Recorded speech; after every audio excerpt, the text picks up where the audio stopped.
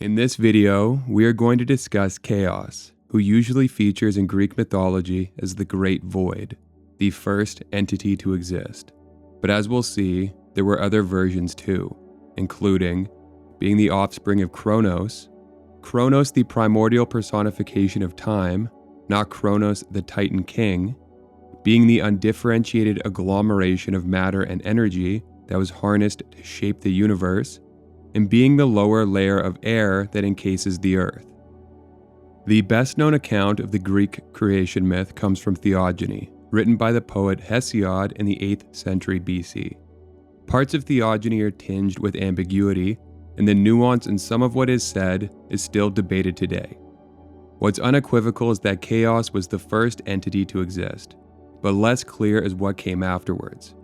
Chaos is the great void that independently manifested itself and existed before anything else. But as for what happened next, different interpretations are spawned from vagueness and obscurity. The next three gods to emerge are Gaia, the earth, Tartarus, the abyss beneath the earth, and Eros, sexual love or attraction. As for how these three gods came to be, there are two views. One is that they also independently manifested themselves, able to do so in the endless expanse constituted by chaos. The other is that they are the children of chaos, begotten rather than bringing themselves forth. Therefore, some believe chaos to be the ultimate source of everything, while others believe chaos, Gaia, Tartarus, and Eros to be of equal standing, the four primordial pillars, most fundamental and foundational to the universe.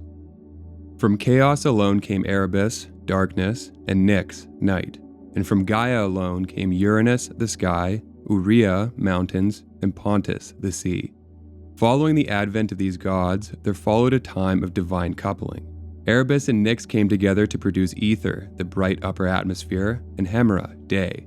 And Gaia and Uranus came together to produce the 12 first-generation Titans, the trio of Uranian Cyclopes, and the trio of Hecatoncheires. There were yet more children to come, but here is where we are going to cut off the genealogy. Based on what's written in Hesiod's Theogony, the matter of chaos seems cut and dried. However, this ceases to be the case when other subsequent works are explored. These will introduce us to three alternative conceptions: chaos as the offspring of Chronos, the primordial personification of time; chaos not as the great void, but as the totality of undifferentiated elements that were used to shape the universe; and chaos as the lower layer of air that encased the world. We are going to cover these in the order they were just listed, and to begin we're going to have to spend a little time on what Orphism was. Orphism centers on Orpheus, a legendary figure known for his musical mastery and poetic prowess. On the day of his wedding, his wife Eurydice was bitten by a snake.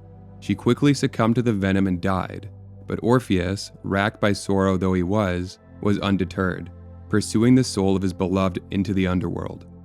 He entered the domain of the dead through a cave and braved the chthonic depths without even a single thought wasted on self-preservation, mesmerizing the spirits of the deceased along the way with his melodious voice and superb strumming of his lyre.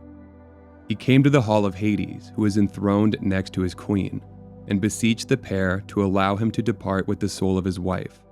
The supplication was indulged, but not without a stipulation. If Orpheus looked back even once before returning to the land of the living, Eurydice's soul would be forfeit, irreversibly claimed and lost to him forever. The question of whether his wife was actually just behind him plagued Orpheus's mind the whole way out, and unfortunately, the entrance in sight, success tantalizingly close, fear got the better of him. He looked back, and what he saw was Eurydice sinking into shadow. Because Orpheus, as the story goes, entered the underworld, spoke with Hades, and then managed to get out, it was thought that this experience, though harrowing and heart-wrenching, was a blessing of sorts, bestowing him with otherworldly knowledge about life, death, and the soul. In this way, Orpheus was the prophet of Orphism, all of its teachings stemming from him. Orphism can be thought of as an offshoot of mainstream Greek mythology.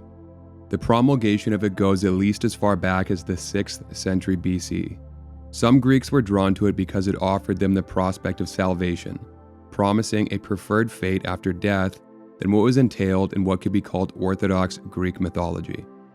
One of the most important aspects of Orphism is its alternative cosmogony, which takes Hesiod's Theogony and puts its own spin on it, tacking on its own ideas to the beginning so that they were positioned in presupposing fashion.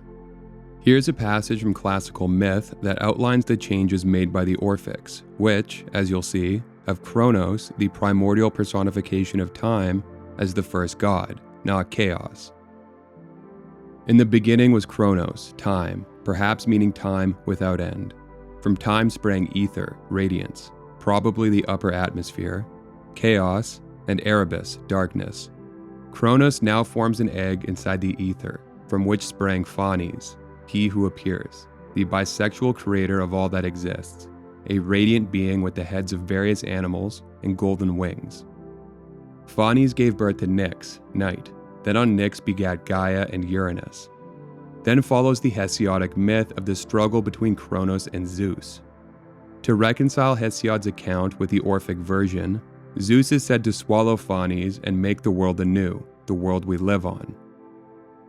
In addition to chaos as either the first god or as the son of Chronos, the Roman poet Ovid, in his Metamorphoses, produced in the 1st century BC, furnishes us with yet another version. As recounted in his work, chaos is the first entity to exist, coming before everyone and everything else. But instead of being the great void in which everything emerges and exists, he is a primordial and undifferentiated mass, constituting every mote of matter and particle of energy, combined into inert homogeneity. The elements existed, earth, sea, and sky existed, but because of how they were melded and mingled, nothing could come of them, awaiting the catalyst of a creator as a lump of clay awaits the hands of a sculptor. Incidentally, this conceptualization aligns with the beliefs of ancient Egyptian mythology, whose own abstraction was the waters of noon, an infinite body of water that contained all the potential of creation. Here's the passage from Metamorphoses that describes chaos and the commencement of creation. Before land and sea and the all-covering sky were made, in the whole world the countenance of nature was the same, all one, well-named chaos, a raw and undivided mass, not but a lifeless bulk, with warring seeds of ill-joined elements compressed together. No Titan, Helios the sun, as yet poured light upon the world. No waxing Phoebe, Selene the moon, her crescent filled the new, nor in the ambient air yet hung the earth, self-balanced, equipoised, nor Amphitrite, the sea's arms embraced the long, far margin of the land. Though there were land and sea and air, the land no foot could tread, no creature swim the sea, the air was lightless, nothing kept its form, all objects were at odds, since in one mass cold essence fought with hot, and moist with dry, and hard with soft, and light with things of weight. This strife a god, with nature's blessing, solved, who severed land from sky and sea from land, and from the denser vapors set apart the ethereal sky, and, each from the blind heap resolved and freed, he fastened in its place appropriate in peace and harmony.